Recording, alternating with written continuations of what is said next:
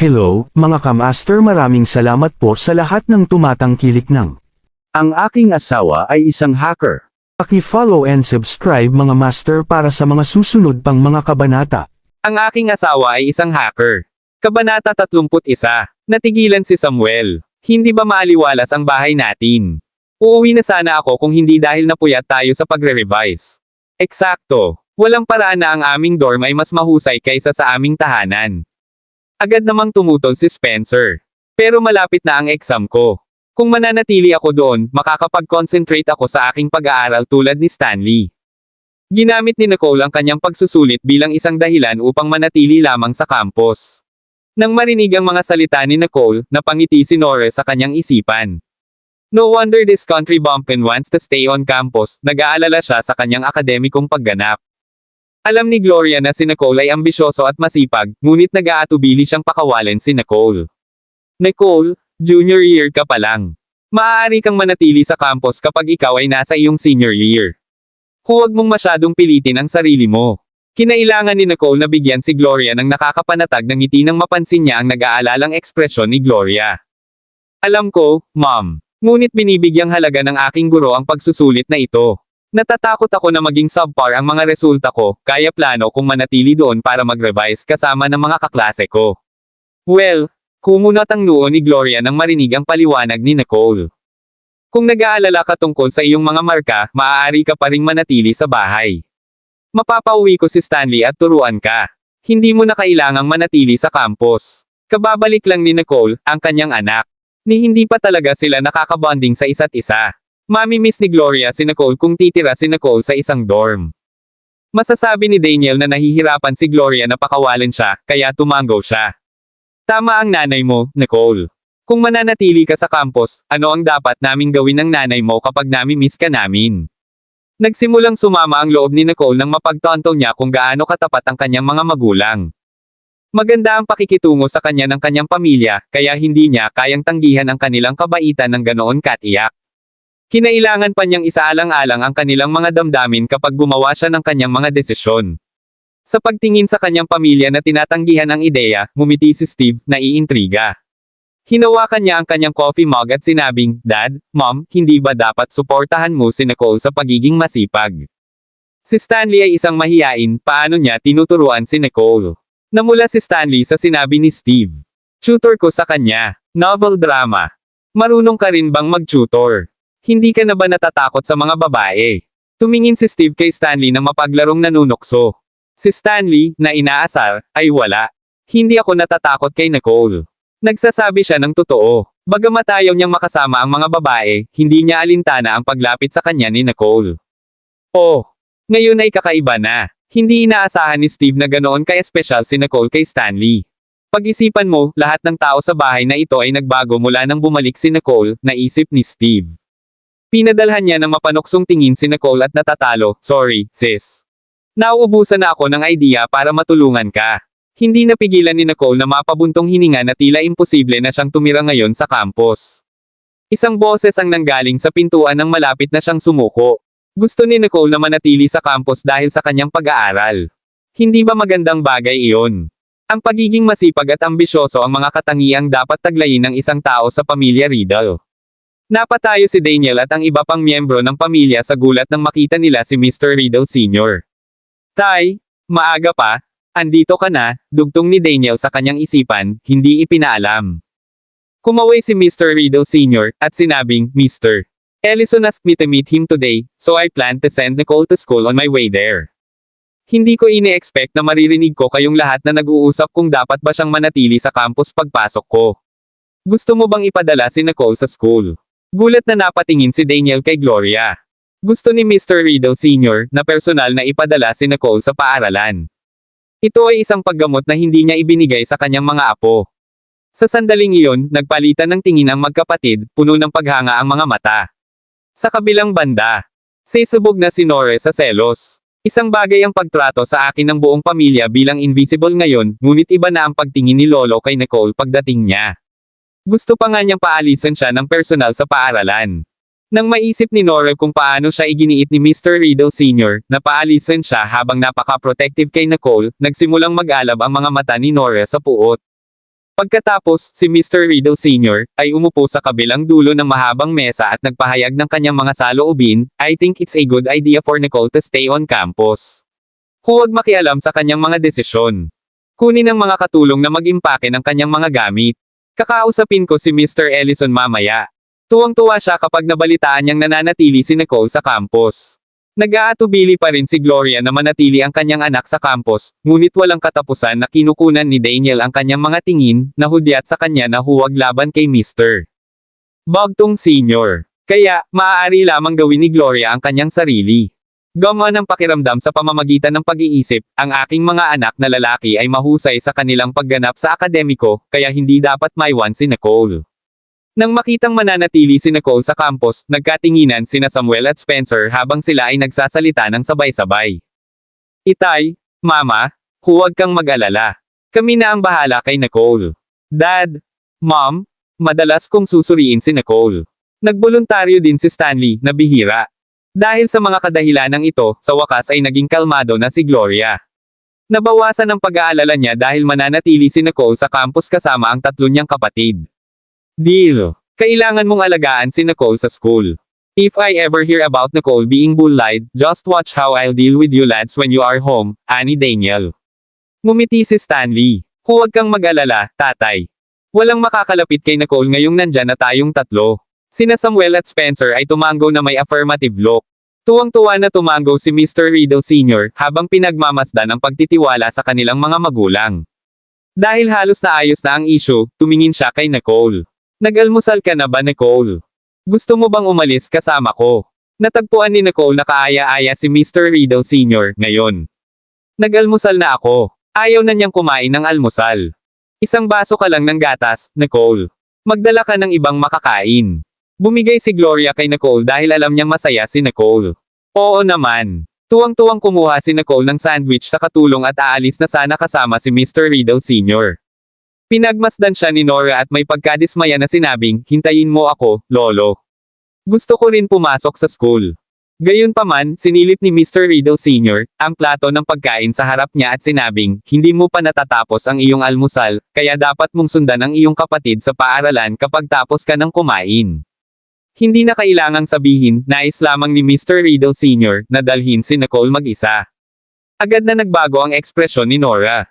Ang ma-reject sa harap ng kanyang mga magulang at kapatid ay kasing sakit ng masampal sa kanyang mukha. Kabanata 32. Pagkatapos niyang magsalita, si Mr. Riddle Sr. ay hindi na nag-abala pa tungkol kay Nora at agad na umalis kasama si Nicole. Nang lumingon si Nicole, iniwas niya ang malamig niyang tingin kay Nora, na kinukutya siya dahil hindi niya alam ang kanyang lugar. Galit na galit si Nora na namumula ang kanyang mga mata na kahit si Samuel ay naisip na maiiyak siya sa pagkabigo. Nora, aalis kami sa iyo saglit. Huwag kang umiyak, sinubukan siya ni Samuel na aliwin nang maramdaman niyang naiinis siya. Agad na humagulgol si Nora bilang tugon, ayos lang. May Nicole ka na. Ang lahat ay maaaring bigyang pansin lamang siya. Magiging maayos ako, kaya kung pumasok sa school mag-isa. Pagkatapos ay kinuha niya ang kanyang bag at umalis na may luha sa kanyang mga mata. Nora. Nakita ni Gloria na hindi pa nakakain ng almusal si Nora, kaya gusto niyang sundan si Nora. Pero hinayla siya pabalik ni Daniel. Hayaan mo na lang siya. Kailangan niyang tanggapin ang realidad sooner or later. Bagamat hindi rin makayanan ni Daniel, ito ay sandali lamang. Hindi magiging masama ang pakiramdam ni Nora kung aaminin niya ang katotohanan ng mas maaga. Napabayan ko si Nora. Medyo nagilty si Gloria. Mukhang nanghihinayang din si Samuel. Let's treat Nora better from now on. Tutal, kailangan niyang umalis kaagad, di ba? Ang kanyang sinabi ay nagpayanig sa lahat ng nasa mesa.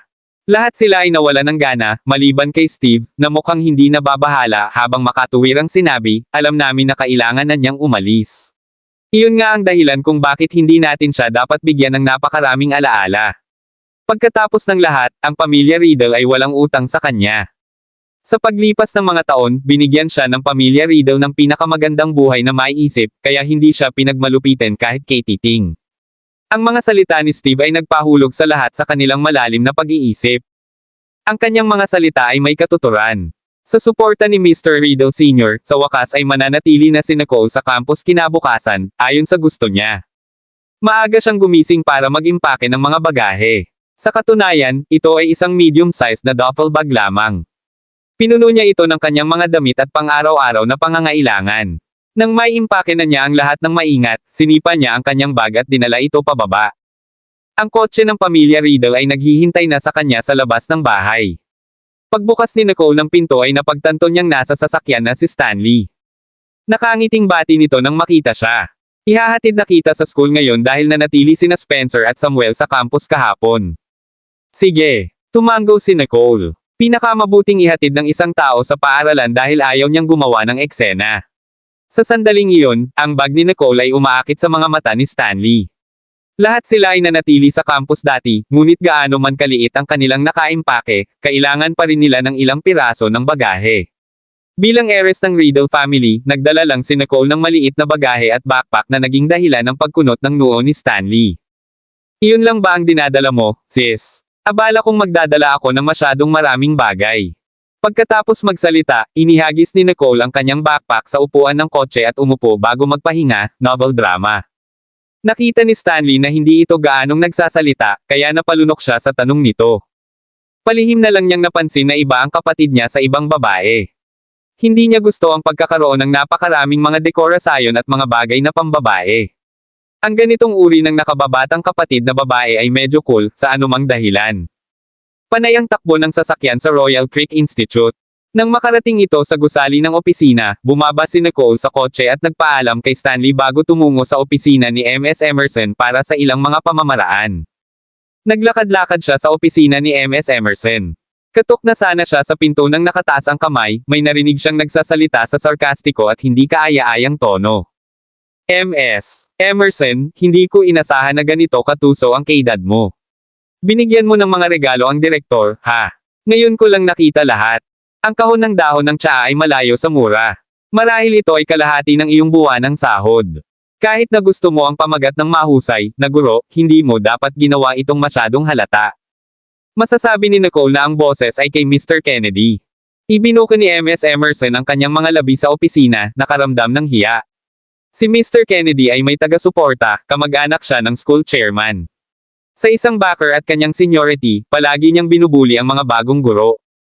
Mahigpit si Mr. Ellison sa pagbibigay ng regalo sa paaralan, ngunit hindi ito pinansin ni Mr. Kennedy at pinadalhan niya ang direktor ng maraming mamahaling regalo upang hindi magalit si Ms. Emerson, na ginawang hindi nasisiyahan sa kanya ang direktor. Si Ms. Emerson ay labis na nagbitiw na kailangan niyang bigyan ng mga regalo ang direktor, ngunit hindi niya inaasahan na makikita siya ni Mr. Kennedy. Habang nakikinig sa mga pang-iinsulto ni G. Kennedy, binawi ni Ms. Emerson ang kanyang mga labi. Ngunit sa huli, wala siyang sinabi, at nagsimulang lumuha ang kanyang mga mata. Agad na binuksan ni Nicole ang pinto.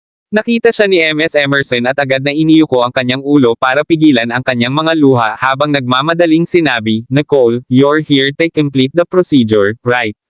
Naiprint ko na ang form, kailangan mo lang pumirma ng ilang pahina, iyon lang. Sa pagsasalita, tumayo si Ms. Emerson at ipinasa kay Nicole ang mga dokumento.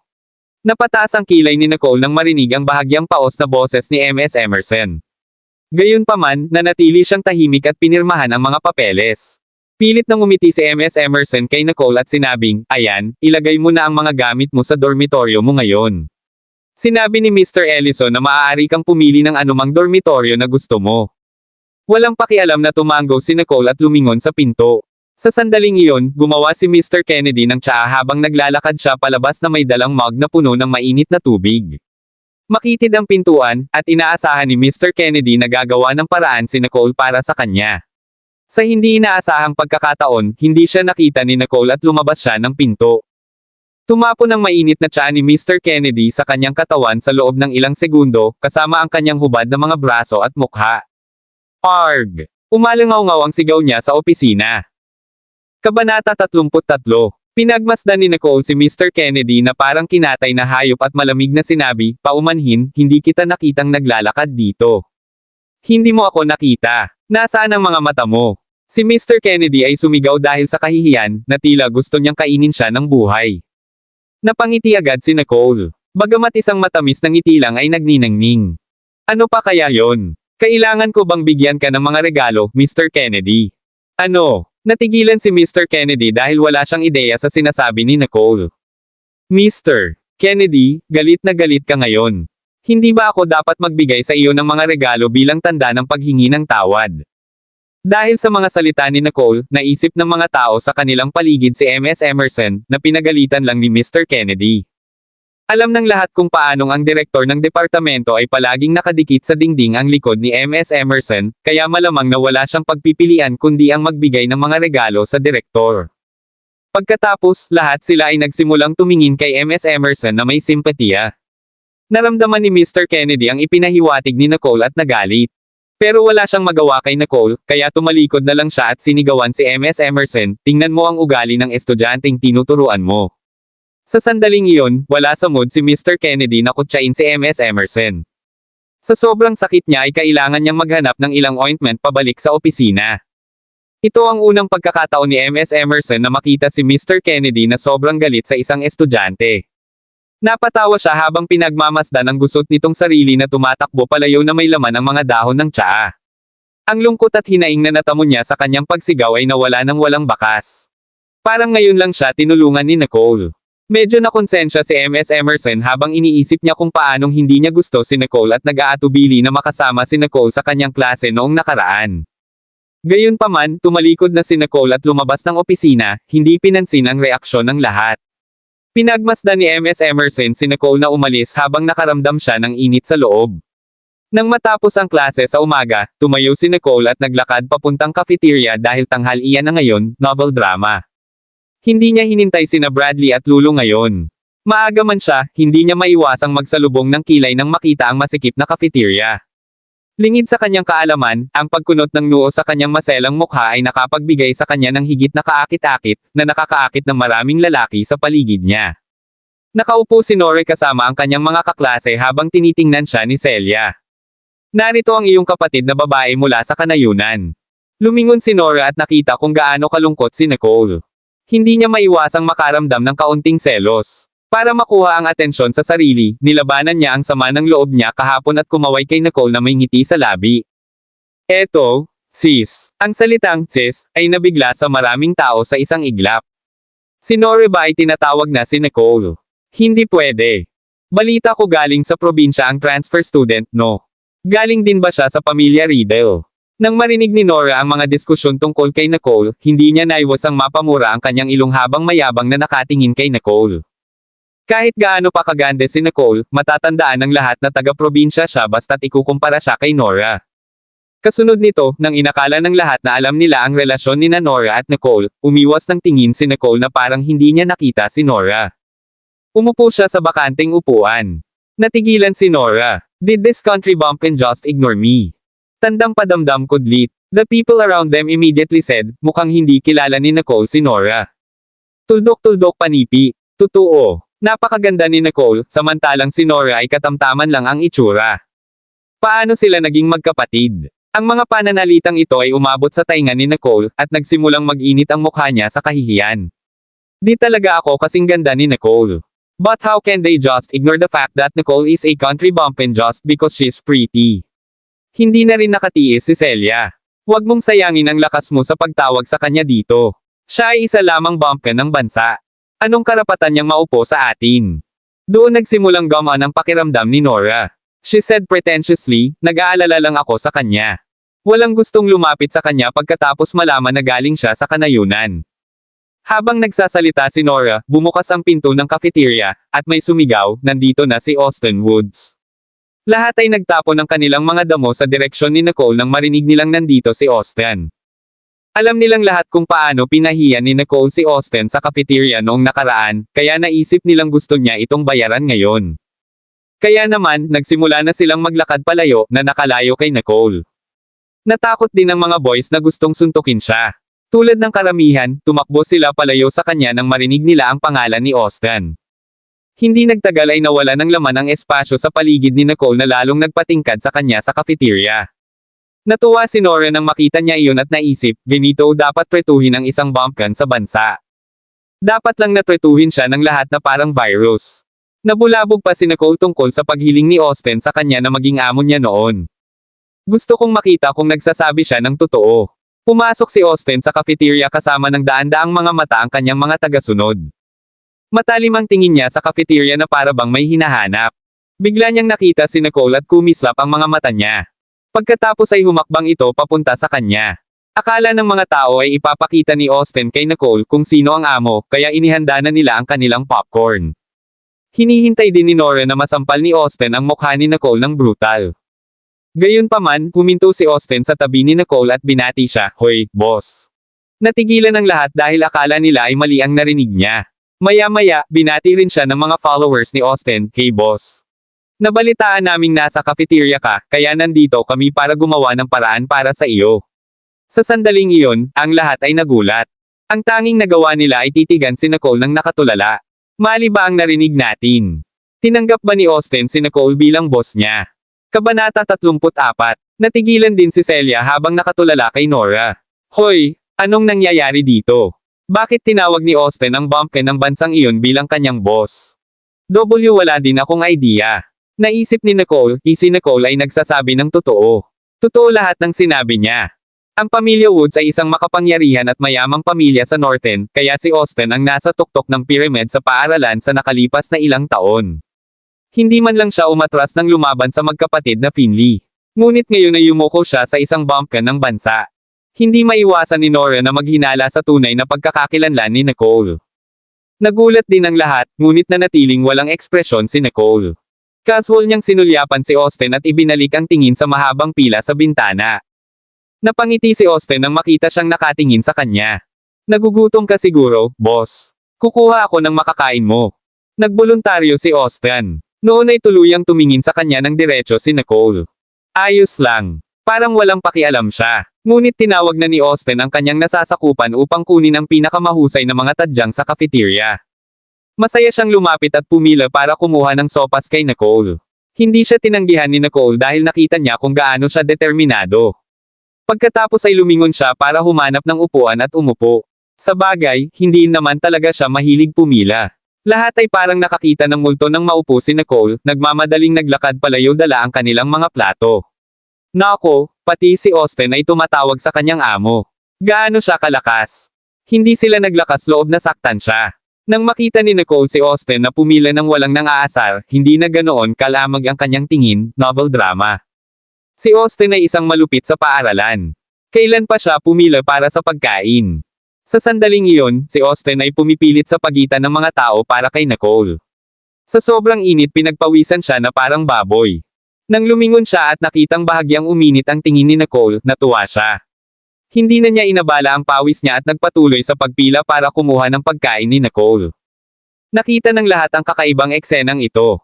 Natulala sila nang makita si Austin na nagsisikap para mapabilib si Nicole. Nagkataon na pumunta rin sa cafeteria sina Gary at Rain para mananghalyan. Nang pumasok sila sa cafeteria at nakita kung paano tinatrato ni Austin si Nicole, ganoon sila. Tulala din. Matapos tanggihan ni Nicole si Austin, naisip ni Rain na sasaktan ni Austin si Nicole dahil sa galit at kahihiyan. Hindi inaasahan ni Rain na hindi siya papansinin ni Austin, ang beauty queen sa paaralan, at magmakaawa na maging tagasunod ni Nicole. Gumawa pa siya ng malaking eksena. Nakakahiya. Sumili ang selo sa mga mata ni Rain habang sarkastikong sinabi, "Kaklase mo si Nicole, tama. Ilang araw pa lang siya dito, and she's already acting like she's all that." Sino ang nakakaalam kung ano siya sa hinaharap? Hindi niya alam na tinanggihan ni Nicole ang alok ni Gary na protektahan si Nicole. Kung hindi, magagalit siya. Walang sagot ang sinabi ni Rain, kaya nagtaka siya kung bakit at tumalikod. Napansin niyang nakatitig si Gary kay Nicole na hindi kalayuan sa kanila. Naiintriga ang mga mata niya. Nadama ni Gary na naging mas kawili-wili ang mga bagay mula nang lumipat si Nicole sa Royal Creek Institute. Noong una ay inakala niya na si Nicole ay isang babaeng taga-bayan na hindi alam ang kanyang lugar, ngunit unti-unti niyang napagtanto na hindi ito katulad ng kung paano niya ito inilarawan. Si Nicole ay napakahusay na mayroon siya. Nagpasakop si Austin sa kanya. Maging ang kanyang background ay misteryoso dahil ganap na walang bakas ng kanyang impormasyon sa internet. Hindi kasama ang katotohanan na si Gary ay hindi masyadong mahusay na gumaganap sa kanyang akademya dahil siya ay bihirang magbayad ng pansin sa klase, siya, sa katunayan, ay isang kilalang computer genius. Personal niyang hinanap ang impormasyon ni Nicole, ngunit ang kanyang mga pagsisikap ay walang kabuluhan. Masasabi ni Gary na si Nicole ay isang hindi pangkaraniwan. Nakatayo sa tabi niya si Rain, na pinagmamasdan siyang nakatitig kay Nicole na may pagnanasa sa mga mata. Nagsimula siyang makaramdam ng pagkabalisa. Matagal na niyang hinabol si Gary, ngunit palagi itong walang pakialam sa kanya. First time niyang makita si Gary na nakatingin sa isang taong may ganoong tingin. Interesado ba si Gary kay Nicole? Naisip ni Rain, impossible. It took me a great deal of effort para lang tumayo sa tabi ni Gary. Hinding-hindi ko hahayaang may pumalit sa akin. Ilang sandali pa ay natapos na ang pagkain ni Nicole. Gusto siyang sundan ni Austin nang makita siyang nakatayo. Pero pinigilan siya ni Nicole na medyo nakasimangot. Huwag lumampas sa linya. Alam ni Austin na hindi siya makakalampas sa hangganan, kaya umalis siya pagkatapos magpaalam sa kanya. Napasimangot si Celia nang makita niyang nagpapakitang gilas si Nicole. She's just a country girl, yet she has the audacity to enjoy the limelight. Sinusubukan ba niyang ipahiya ang mga mahuhusay na babae tulad natin? Nakita ni Nora na nagalit si Celia, kaya nag-chim siya, yeah, she's just a girl. Paano siya naging amo ng alpha ng paaralan? Masyado siyang buo sa sarili niya. Lalong nagalit si Celia sa sinabi ni Nora. Ang mga taong katulad niya ay nararapat na parusahan. Huwag kang pabigla-bigla. Paano kung suportahan siya ni Austin? Ngumisi si Celia. Ang pamilya Rowe ay hindi isang taong dapat guluhin. Maghintay ka lang. Nang mga sandaling iyon ay tapos na si Nicole sa kanyang pagkain at papalabas na sana ng cafeteria. Gayunpaman, isang figure ang lumabas na may malisyosong hangarin sa ikalawang pagtayo niya at hinampes siya. Malamig ang mga mata ni Nicole nang mabilis siyang umiwas sa taong iyon. Napakabilis ng kanyang mga galaw kaya hindi sila naabutan ng mga tao. Hooray! Isang boses ang sumigaw, at lahat ay napatingin sa direksyong iyon. Nandoon si Celia, nakahandusay sa lupa. Nang makita ni Celia kung gaano kalaki ang atensyon na nakukuha ni Nicole, binalak ni Celia na dalhin ang kanyang natirang pagkain sa kanyang plato at patumbahin si Nicole para ipahiya siya sa harap ng lahat. Pero hindi inaasahan ni Celia na ganoon kabilis si Nicole para umiwas sa kanya, dahilan para siya ang nakahandusay sa sahig. Ang mga palad ni Celia ay dumidiin sa kanyang natirang pagkain na nakakalat sa lupa. She looked utterly disheveled. Kabanata 35. Nakita na ni Nicole ang masasamang tukana ni Celia, kaya malamig niyang tinitingnan ang nakakahiyang kalagayan ni Celia sa gilid. Malakas na nahulog si Celia. Ilang sandali pa siyang nagpupumigla sa sahig bago may tumulong sa kanya na tumayo. Gayunpaman, sinaman niya ng tingin si Nicole pagkatayo niya. Paano ka naging malupit? Pinagtripan mo talaga ako. Nang marinig ng mga taong hindi nakahuli sa tunay na nangyari ang sinabi ni Celia, tumingin sila kay Nicole ng masama habang kinukondena siya sa kanilang mga puso. Tiyak na iba na ang kinikilos niya ngayong nasa likod niya si Austin. Hindi naman nagtagal ang pagbuli niya ng mga tao, ha? Hindi naman naabala si Nicole sa kanilang mga titig at nanunuya, hindi mo naman ako kailangang ituro dito. May surveillance camera sa harap namin. Malalaman natin kung ano ang eksaktong nangyari kapag pinanood natin ang footage mamaya. Walang utak si Celia sa pagtatangkang iset up si Nicole ng may surveillance camera sa harap nila. Sinubukan pa niyang i-twist ang kwento dahil nabigo ang kanyang plano. Nagsimulang magtaka si Nicole kung may kapansanan si Celia. Ano? Natigilan si Celia dahil halatang hindi niya inaasahan ang isang surveillance camera na naroon. Namalaya na lang niya na nagsasabi ng totoo si Nicole nang tumangala siya. Agad na nahulog ang mga mata ni Celia kay Nora, na nasa karamihan. Kumukulo ang dugo ni Nora dahil hindi niya inaasahan na magiging ganoon din katanga si Celia.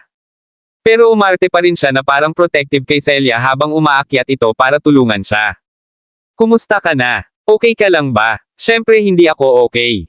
Pinapatay ako ng tuhod ko. Nawalan na ng momentum si Celia, pero ayaw pa rin niyang pakawalan si Nicole. Napansin ito ni Nora. Tumingin siya kay Nicole. Nicole, kahit anong lagay mo, nahulog si Celia dahil sayo. Dapat humingi ka ng tawad sa kanya. Humihingi ng tawad. Malamig na ngumiti si Nicole. Ang kanyang ngiti ay kaakit-akit, napakasama na nagpanginag sa iba.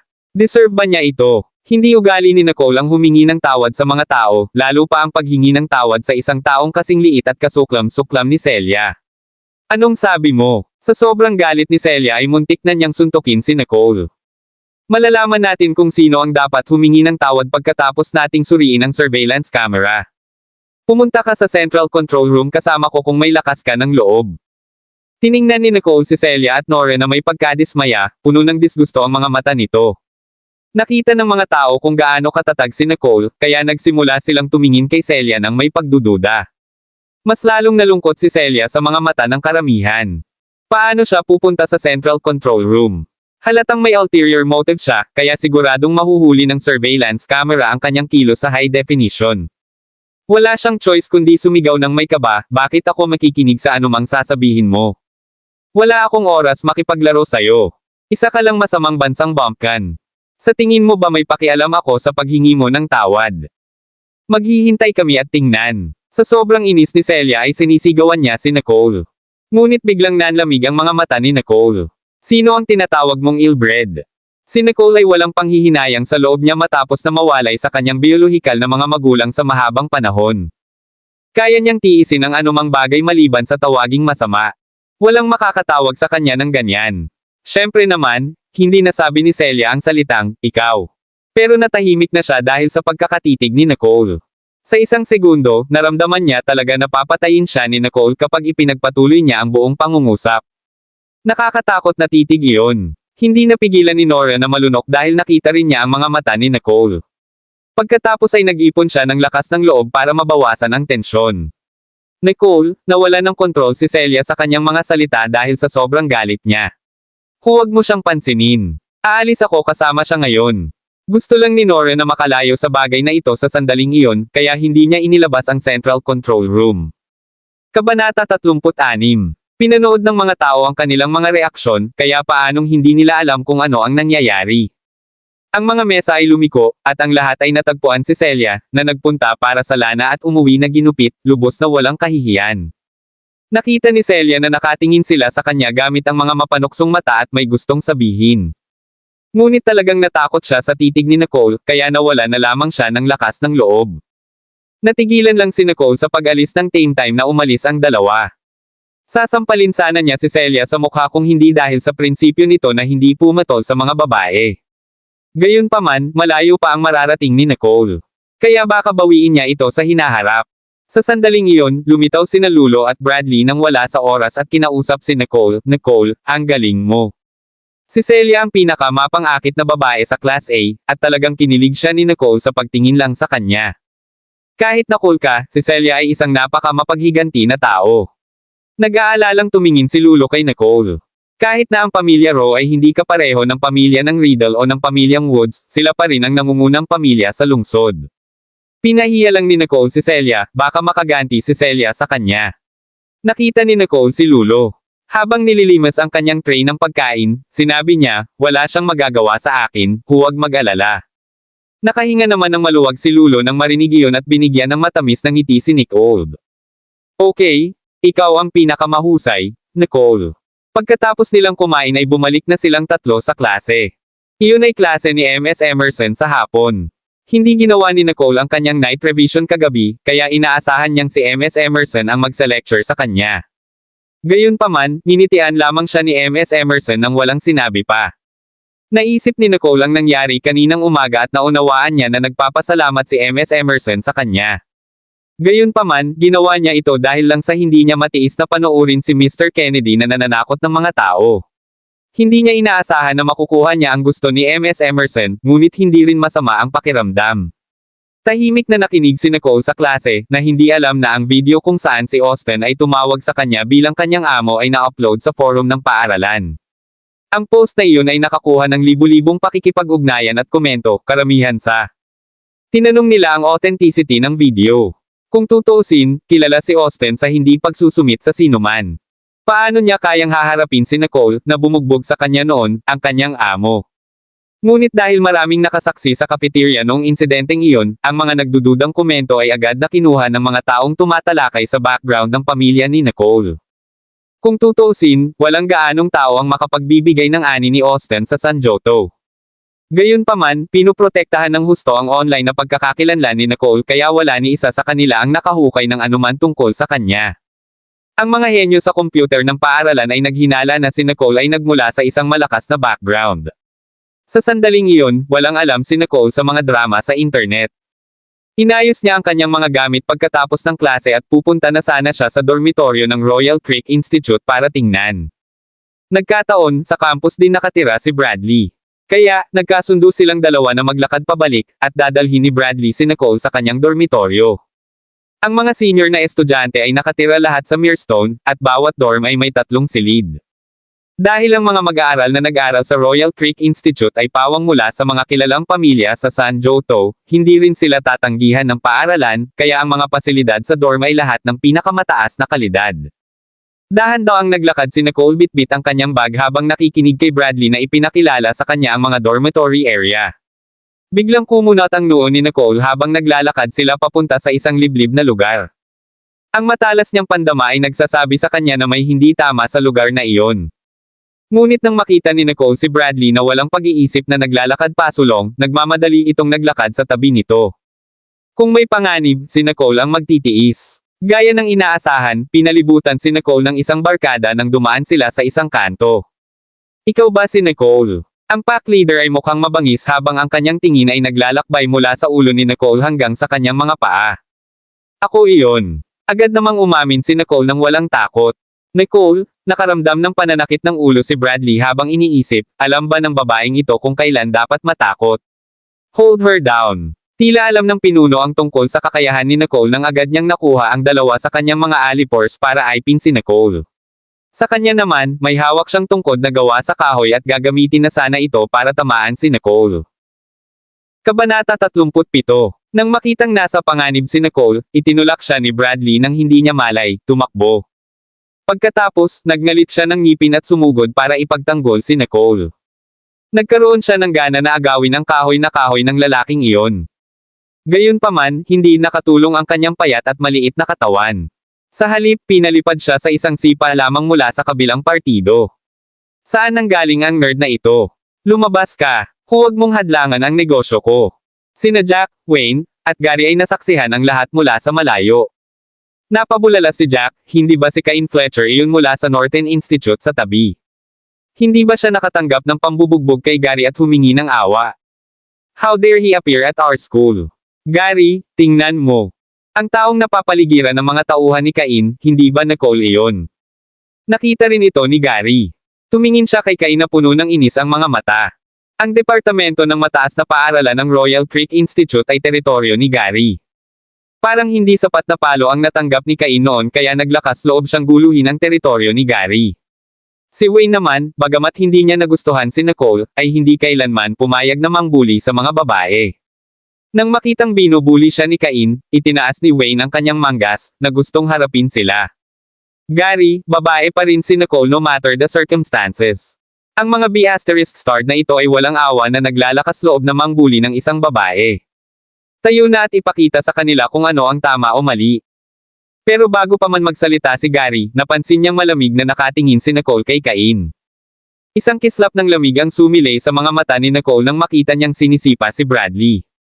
Nagsagawa siya ng roundhouse kick at natamba ang lalaking sinusubukang suluhin siya mula sa likuran. Pagkatapos, tumakbo siya kay Bradley at tinulungan itong tumayo. Okay ka lang ba? Mahinang tanong ni Nicole. Napaawang ang labi ni Bradley. Gusto niyang sabihin na okay lang siya at wala siyang dapat ipag-alala. Ngunit ang matinding sakit ng kanyang tiyan ay nagpabago sa kanyang ekspresyon.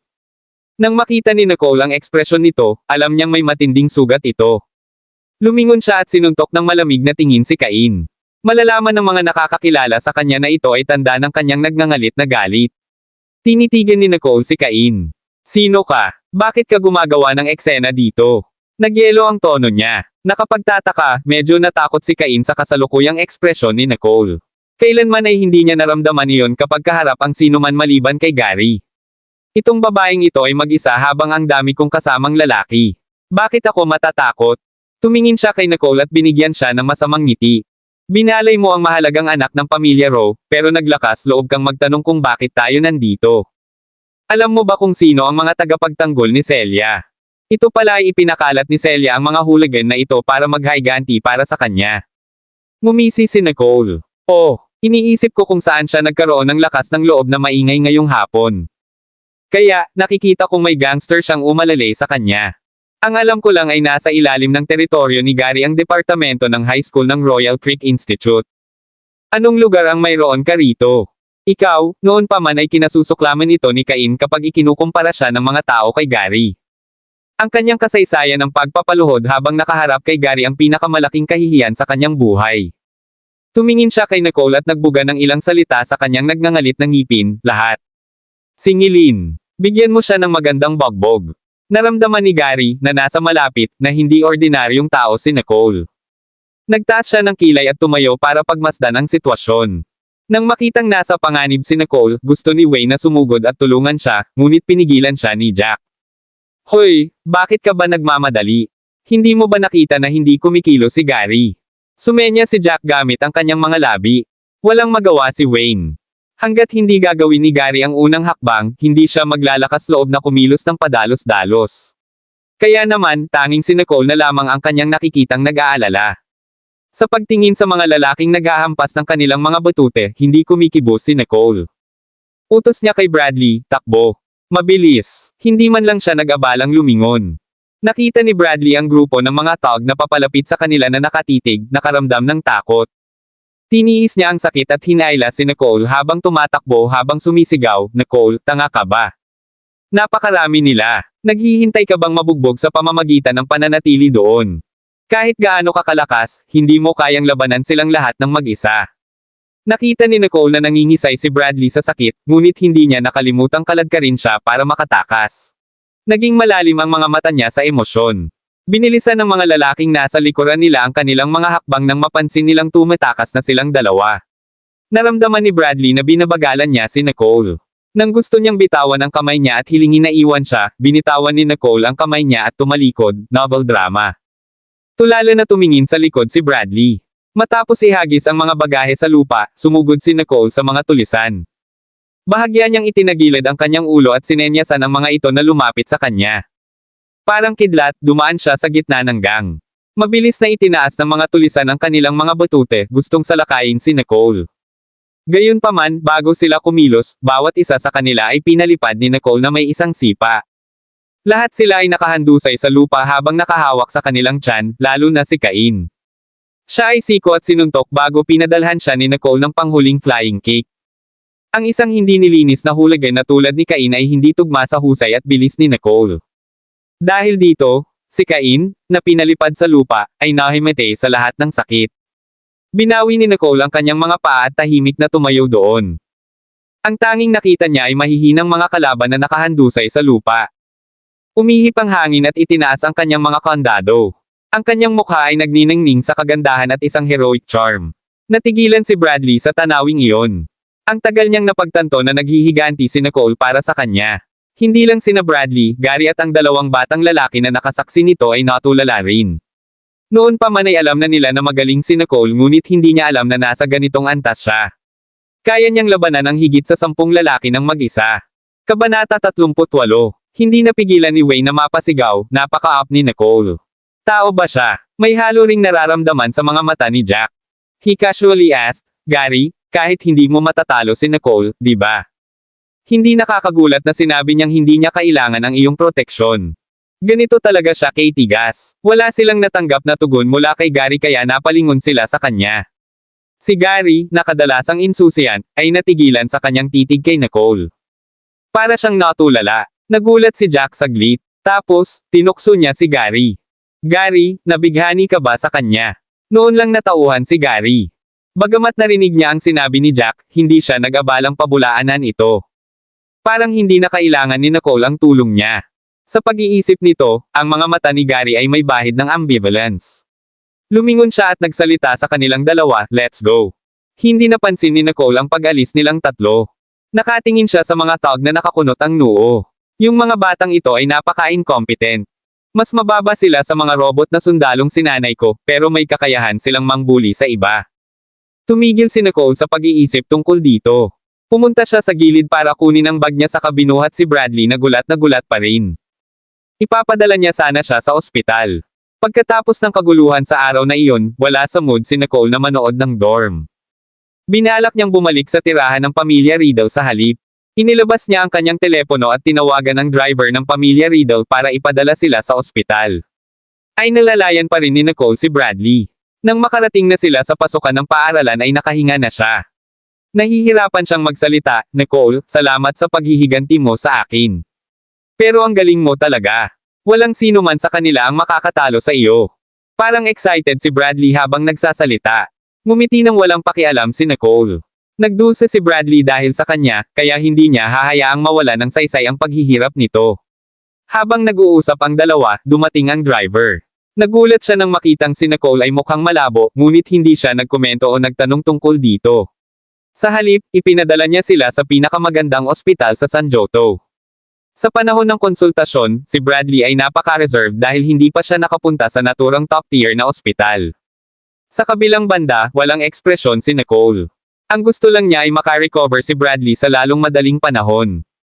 Napaka-bookworm niya. Inaasahan niya na ang kanyang mga pinsala ay hindi makakaapekto sa kanyang rebisyon para sa paparating na pagsubok. Nakita ni Bradley na hindi kumukurap si Nicole habang nagbabayad siya ng napakaraming medical bills. Pagkatapos, tumingin siya sa driver ng Riddle family na tumatakbo pataas at pababa. Doon niya napagtanto na hindi simple ang background ng pamilya ni Nicole. Pagkaalis ng doktor, hinailan ni Bradley ang manggas ni Nicole at malungkot na sinabing, "Nicole, babayaran talaga kita." Alam ni Nicole na bagamat nanggaling si Bradley sa pamilyang Robertson, siya ang pangalawang anak na hindi minahal. Hindi gaanong kalakihan ang baon na ibinigay sa kanya ng kanyang mga magulang. Kaya naman, hindi siya maaaring magkaroon ng pera para bayaran siya. Isa pa, nandito ang mga tulisan para kay Nicole. Nadala lang si Bradley sa gulo na ito dahil sa kanya. Binigyan siya ni Nicole ng isang nakakapanatag na ngiti. "Hindi ko kailangan na gantihan mo ako. Siguraduhin lamang na ang iyong mga marka sa pagsusulit para sa buwang ito ay nasa pinakamataas na ranggo." Nang makitang seryoso siya rito, mariing tumango si Bradley. "Talagang magsisikap ako para dito." Nanlaki din ang mga mata ng driver sa pagtataka nang makitang walang pag-aalinlangan na binayaran ni Nicole ang mga mamahaling bayarin. Kitang-kita niya na ang card na ginamit ni Nicole sa pagbabayad ay hindi ang gold card na ibinigay ng pamilya Riddle. Sa halip, ito ay isang plain black card. Bilang isang driver para sa pamilya Riddle, nasaksihan niya ang lahat ng uri ng mga sitwasyon. Sa isang sulyap lang, masasabi niyang isa itong Supreme Black Card. Mayroon lamang 10 pinakamataas na itim na card sa mundo. Wala itong limitasyon sa paggastos at isa ring simbolo ng katayuan. Ang mga nagawang makuha ang kanilang mga kamay dito ay sa mga nangungunang elite sa mundo. Makikilala ng sinuman sa mga prestihiyosong kaganapan ang pagiging natatangi ng Black Card na ito. Ang ospital ay ang pinakamahusay sa San Joto. At pinatunayan ng magalang na saloobin ng doktor na tama siya tungkol kay Nicole. Pinunasan ng driver ang pawis sa noo at tumingin kay Nicole ng may respeto. Matapos pauwiin si Bradley sa paaralan, inutusan ni Nicole ang driver na ihatid siya pabalik sa Riddle's residence. Pagpasok pa lang niya sa bahay ay sinalubong siya ni Gloria ng yakap. Sinuri niya siya, mula sa ulo hanggang paa. "Nabalitaan ko kay Joe na pumunta ka sa ospital.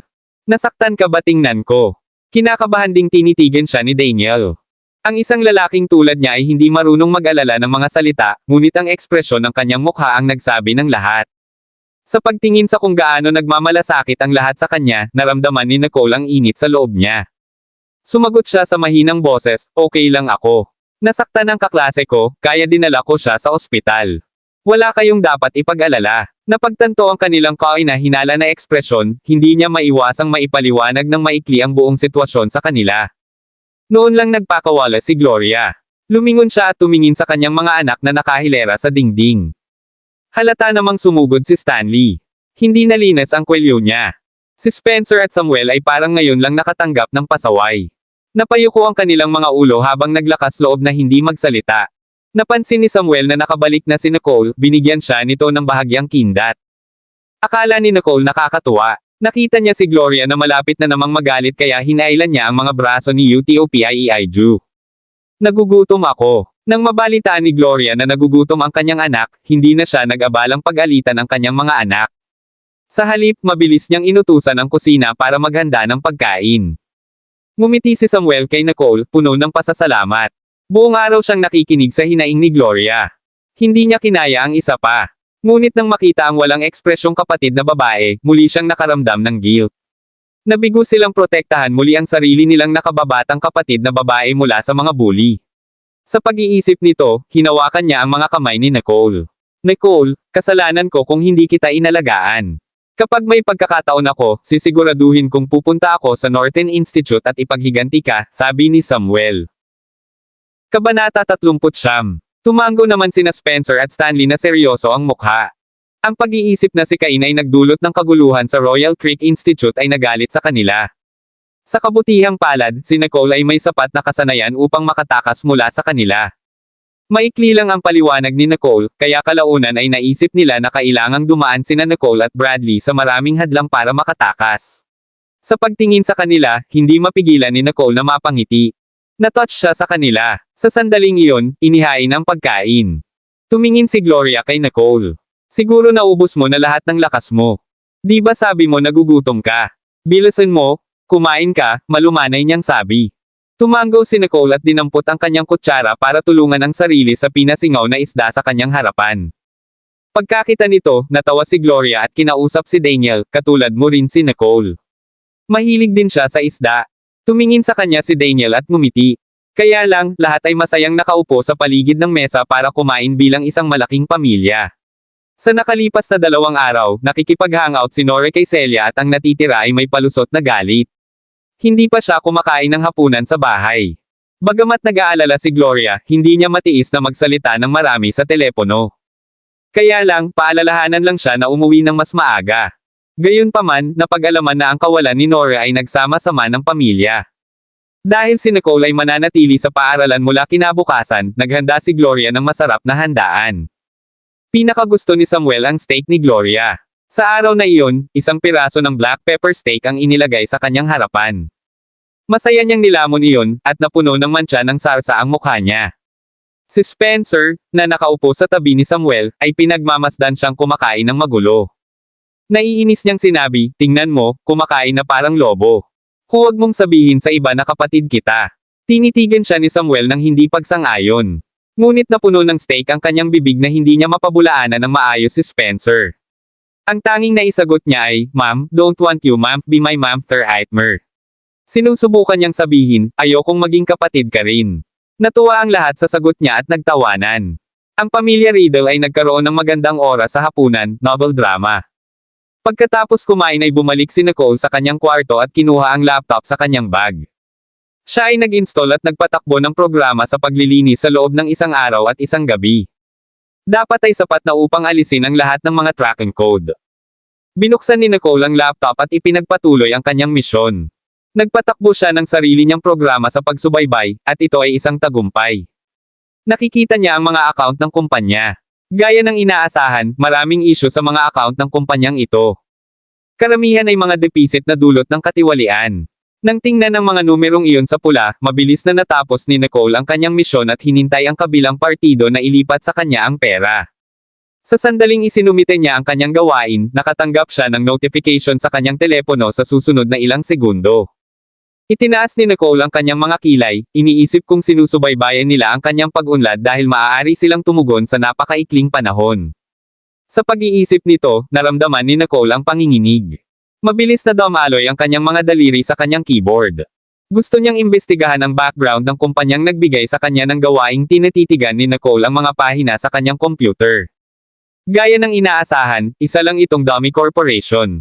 Walang aktwal na impormasyon na mahahanap. Naging seryoso ang mukha ni Nicole. Sigurado siyang sinusubukan ng kabilang partido na bitag siya sa pamamagitan ng pagpapagawa sa kanya ng gawaing ito para lang makuha ang kanyang IP address. Biglang naalala niya ang isang $10 milyong na warrant sa The Hunters. Maaaring gumamit sila ng maraming pamamaraan ngunit nabigo silang masubaybayan siya. Kaya, gumawa sila ng ganoong paraan para matrap siya. Isang kislap ng malamig na liwanag ang dumaan sa mga mata ni Nicole. Dahil maaari silang maglagay ng bitag upang linlangan siya, magagawa rin niya ito. Masyado pang maaga upang matukoy kung sino ang mangangaso. Mabilis siyang nag-logout sa account na iyon at gumawa ng bago para mag-login muli sa The Hunters. Sa pagtingin sa warrant na nakapin sa ibabaw ng pahina, agad niyang ginawa ang gawain ng walang pag-aalinlangan kapag may gumawa ng gawain, tiyak na lalabas ang kabilang partido upang ipaalam sa kanila ang tungkol sa target at mga kinakailangan ng gawain. Hanggat may pagkakataon si Nicole na makausap. Sa kanila, makakahanap siya ng isang kapintasan at matunten sila.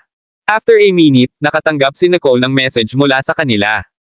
Nag-click siya sa usapan. Ipinakita nito na ang target ng gawain ay isang nangungunang hacker na may pangalang Lucifer. Ang mga kinakailangan ay simple, siyasatin ang personal na impormasyon ng hacker sa totoong buhay. Tinitigan ni Nicole ang malamig na mga salitang iyon ng walang laman.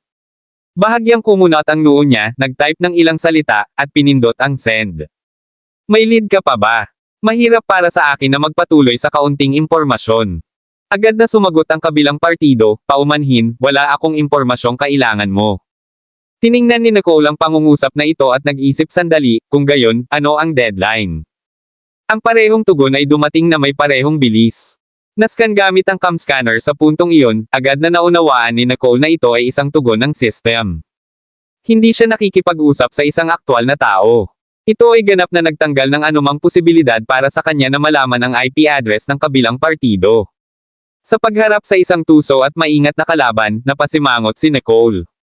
Marami siyang kaaway, ngunit iilan lamang ang maaaring umabot sa antas na ito.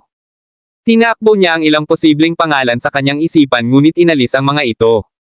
Sino kaya ito? Dala-dala ang mga tanong na ito sa kanyang isipan, natulog siya. Kinabukasan, tila nagambala si Nicole sa kanyang pagtakbo sa umaga at pagsasanay sa martial arts. Maging si Samuel na nagyaya sa kanya na tumakbo ay naiwan. Namalayan lang iyon ni Nicole nang makarating sa bahay. Ngunit dahil natapos na niya ang ruta, ginawa ni Nicole ang ilang simpleng stretching bago bumaba para mag-almusal. Walang nakakaalam kung kailan nakauwi si Nora kagabi. Nang umagang iyon, nakaupo siya kasama si Spencer sa isang tabi habang hinihintay si Nicole na sabay na mag-almusal. Ilang sandali pa ay nakauwi na si Samuel na hingal. Mabilis siyang pumunta sa mesa at uminom ng ilang lagok ng tubig. Then, he complained to Nicole, "Nicole, masyado kang mabilis tumakbo. Pakiramdam ko, ang pagtakbo kasama ka ay mas nakakapagod kaysa sa pagsasanay kasama ang aking coach sa isang araw." Parang walang ingat na desisyon ang ginawa niya noong umagang iyon. Hindi niya inaasahan na ang kanyang kapatid na babae, na may talento sa martial art, ay magiging isang atleta. Inisip ni Spencer na nagmalabis siya, kaya kinukutya niya ito, kahit na ang isang babae ay maaaring tumakbo ng mas mabilis kaysa sa iyo. Hindi mo ba dapat aminin na napakahina mo para sa isang lalaki? Nang marinig siya ni Samuel, nanlaki ang kanyang mga mata na nagpapakita ng kawalang kasiyahan. Kung mayroon kang lakas ng loob, subukan mong tumakbo kasama si Nicole kahit minsan. I bet hindi mo matatapos kahit isang lap. Kabanata 4 na po. Ang umagang iyon ay ang araw na naunawaan ni Samuel ang kakayahan ni Nicole. Kahit na ang isang basketball player na tumatakbo para sa pang-araw-araw na pagtakbo sa umaga tulad niya ay hindi makahabol sa kanya. Bulalas niya sa level ng bilis nitong tumakbo. Patuloy sa pagngisi si Spencer, "I don't mind trying. Siguradong mas maganda ako sayo." Nang makitang malapit ng mag-away ang magkapatid, sinabi ni Stanley, "Tama na. Hinihintay pa rin kami ni Nicole na magsimulang kumain. Hindi ba natin siya pinapapunta sa school ngayon? Kailangan nating umalis ng mas maaga." Nang marinig ito ni na Samuel at Spencer ay tumigil na sila sa pagtatalo at umupo na para kumain. Nakaramdam ng selo si Nora na nakatanggap ng labis na atensyon si Nicole sa pananatili lamang nito sa paaralan. Sa mga mata ni Nora, hindi nag-abala si Nicole na pumasok sa paaralan para sa kanyang mga marka ngunit gumugol ng mas maraming oras sa mga kapatid at alisin ang lahat ng pagmamahal at atensyon kay Nora. Habang iniisip niya iyon, mas lalo siyang nagagalit. Hindi napigilan ni Nora na sabihin, "Nay, lahat po sila nag-stay sa campus. Naiwan akong mag-isa sa bahay. Gusto ko ring manatili sa campus." Dito, natigilan ang lahat. Walang muwang na tanong ni Samuel, "Nora, hindi mo ba sinabi na hindi maganda ang kapaligiran sa paaralan, kaya ayaw mong sumama sa amin?" Tinanong nila siya noon habang nasa paaralan sila. Sa pagkakataong iyon, mahigpit na laban dito si Nora. Iniisip niya kung ano ang nangyari sa kanya. Humihikbi si Nora. "Last time, natakot ako na binubuli ako ng mga kaklase ko. Pero ngayon nakilala ko na sila, at gusto kong mapalapit sa inyong lahat. At saka, kung mananatili ako sa paaralan, kaya kong alagaan si Nicole. Pagkatapos ng lahat, mas matagal na ako sa Royal Creek Institute, kaya mas pamilyar ako sa lugar." Nang marinig ito, pumayag si Daniel. "Sa tingin ko tama ka." Tapos, tumingin agad siya kay Gloria, "Why not let Nora stay in school too?" Saglit na nagalinlangan si Gloria. Naramdaman niyang may hidden agenda si Daniel, pero tumango siya, "Sige, ipapagawa ko sa mayordomo ng pamilya ang mga gamit niya." Habang nagsasalita siya, umakyat si Gloria sa hagdan. Medyo natigilan si Nora sa nangyari, "What's going on?" Dati, kapag gusto ni Nicole na magstay sa school, nag-aatubili ang riddles. Ngayong turn na niya, hindi na sila nagdalawang isip. Para bang hinihintay nilang dumating ang araw na ito. Sa sandaling iyon, bahagyang pinagsisihan ni Nora ang kanyang kahilingan na manatili sa campus. Hindi kaya hindi na ako magkakaroon ng pagkakataong bumalik pagkatapos umalis. Ngunit lumabas na ang balita. Pusta lang ang kaya ni Nora. At least ngayon, sincere pa rin ang pakikitungo ni Samuel sa kanya. Hindi na siya mahal ng kanyang mga magulang tulad ng dati, kaya dapat ay panatilihin niya man lang ang pagmamahal at atensyon ng kanyang kapatid. Habang pumapasok sa kanyang ulo ang mga kaisipang ito, mas naging matigas ang tingin niya sa kanyang mga mata. Umakyat siya sa itaas para mag-impake ng mga gamit pagkatapos kumain ng ilang kagat. Nang matapos mag-almusal si Nicole at ang iba ay nakita nilang ibinaba ni Nora ang ilang bagahe. Laking gulat ni Spencer nang makita ang kanyang bagahe. Nora, bakit ang dami mong dalang bag? May balak ka bang magbakasyon sa school? Tanong niya. Sa sandaling tingnan ni Stanley ang mga gamit ni Nora na kasing taas ng bundok, hindi niya napigil ang matawa. Kumpara kay Nicole, na isang duffel bag lang ang dala, sobra-sobra ang bagahe ni Nora. Nakaramdam ng awkward si Nora sa mga reaksyon nila at namula. Hindi ako. It's just that I saw Nicole bringing so little things. Nag-aalala ako na baka kailangan niya ng ilang gamit, kaya nag-impake ako ng maraming bagay. Sa kaibuturan niya, alam niyang lahat iyon ay paborito niyang damit. Marami pa ang hindi pa niya nailalagay. Pagkatapos niyang sabihin iyon, lahat ay napatingin sa kanya na nagtataka. Ito ay hindi inaasahan na si Nora ay maaaring maging maalalahanin. Napansin ni Nicole na ginagawa siyang dahilan ni Nora. Nakangiting tumingin siya kay Nora. Nora, salamat sa pagiging maalalahanin mo. Pero hindi ako sanay na gumamit ng gamit ng ibang tao. Maaari mo itong ibalik. Ang sagot nito ay natigilan kay Nora. Nararamdaman niya ang kanyang mukha na nagngangalit sa apoy. Ngunit lahat ay nakatingin sa kanya. Awkward lang ang naisagot niya, sige. Tuldok-tuldok, Alfred, ibalik mo itong dalawang bag sa itaas. Naiiwan na lang niya ang dalawang bag niya nang may pag-aatubili. Malapit na tayong malate. Tara na. Ayokong malate sa school para sa isang maliit na bagay. Sumulyap si Nicole kay Nora at tumalikod. Nicole, hintayin mo ako. Sinundan siya ni Spencer habang tahimik na sinuot ni Stanley ang school uniform niya at umalis na kasama sila. Si Samuel lang ang nanatili at tinulungan si Nora sa kanyang mga bagahe. Pinalis sila ni Gloria. Si Nicole lang sumakay sa passenger seat habang ang tatlong lalaki ay sa likod na upuan. Awkward na naiwan si Nora. Spencer, Samuel, saan ako uupo? Novel drama. Nakita ito ni Gloria at mabilis na sinabi, Nora, marami kang bag. Hahayaan ko si Joe na magmaneho ng isa pang kotse at sa halip ay ipadala ka sa dormitoryo. Ha! Muntik nang masira si Nora. Ngunit hindi yun napansin ni na Samuel at Spencer. Nora, alis na tayo. Sam, sinubukan ni Nora na magsalita, ngunit humandar na ang sasakyan. Makakaupo lang siya sa masungit at lumang kotseng iyon mag-isa papuntang paaralan. Nora, kung may mangyari man sa paaralan, huwag mo akong kalimutang tawagan, nakangiting sabi ni Gloria. Sige, pilit nang umiti si Nora. Pero sa kaibuturan ko, mas malalim ang galit niya kay Nicole. Hintayin mo na lang. Babawiin ko ang pagmamahal at atensyon mula sa mga kapatid ko. Maya-maya, naunang dumating sa paaralan si Nicole at ang sasakyan ng bata. Dahil sa nangyari noong nakaraang araw, nag-alala sina Samuel at Spencer na baka may bubuli ulit kay Nicole. Sa buong paglalakbay, hinihiling nila kay Nicole na samahan siya sa paaralan. Hindi umalis ang mga lalaki hanggat hindi niya napili ang kanyang silid at tumira. Pumunta lamang si Nicole sa silid-aralan kapag malapit na ang oras ng klase. Sa klase, excited na inilarawan ni Bradley ang kabayanihan ni Nicole kay Lulo. Nang marating niya ang bahagi kung saan kayang talunin ni Nicole ang mahigit 10 lalaki ng mag-isa, halos sumasayaw na siya. Tumayo pa siya at ginaya ang lahat ng galaw nito na naging interesante sa kanyang kwento. Naaliw din si Lulo sa kanyang kwento. Pagpasok ni Nicole, nakita niya si Bradley na nakatayo sa bench at umaarte sa harap ni Lulo. So, dapat naka-recover na siya. Mabilis na sumugod sina Bradley at Lulo sa tabi niya nang makita siya. Binasag ni Lulo ang katahimikan, Nicole, I've heard about what happened yesterday from Bradley.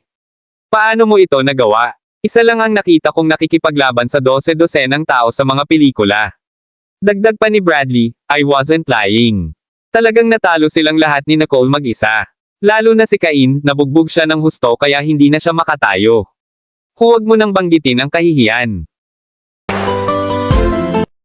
Maraming salamat mga kamaster sa walang sawang pagsusubaybay, isang like, share, and subscribe naman dyan mga kamaster. Abangan ang susunod pang mga kabanata.